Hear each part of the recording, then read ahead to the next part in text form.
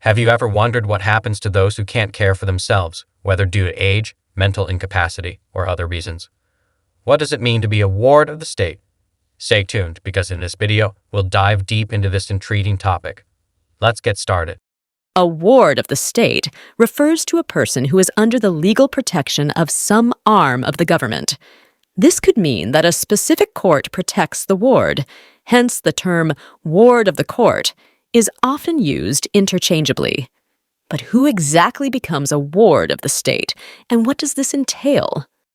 Typically, when we think of wards of the state, we might imagine children who are unadopted, parentless, or abandoned.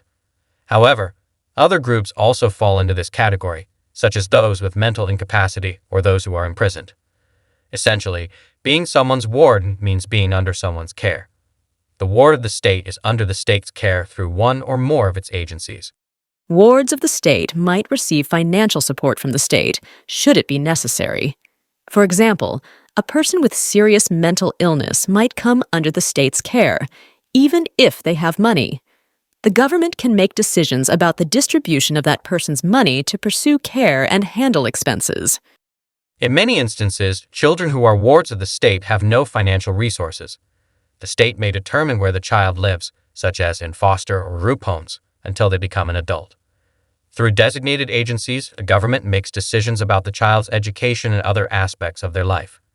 The state can also make permanent custody arrangements through adoption. Once adopted, the child is no longer a ward of the state.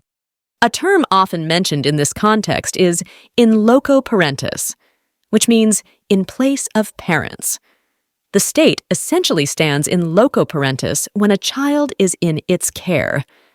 With adoption or foster parenting, the government may appoint others to act in the place of a parent. Different countries have varying practices for those in need of guardianship, although the title may differ depending on the region.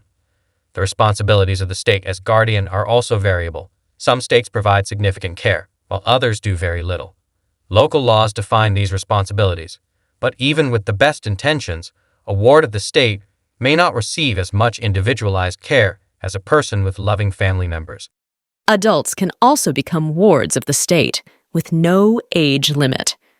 Those deemed incapable of making decisions on their own, incompetent, or incapable of caring for their health and safety may be made wards of the state. Mental and physical impairments are leading factors in declaring an adult incompetent or incapable of self-care, especially when the care required is more than family members can provide. The terms guardian and conservator are often mentioned in these cases. A guardian has a broad scope of decision-making power, while a conservator is usually limited to financial matters. Both are court-ordered roles that ensure the ward's best interests are protected, particularly regarding finances and medical care. While becoming a ward of the state might seem unfortunate, there are benefits. These include personal interest in the health and well-being of those who can't care for themselves, financial protection, possible financial aid for education, and court-approved expenses to prevent scams. A guardian or conservator ensures that the ward's needs are met. Ward status can be terminated in several ways. For children, this might happen when they turn 18 when their home situation improves or through adoption. For adults, if the court finds that the person is no longer incapacitated after thorough evaluation, their ward status can end.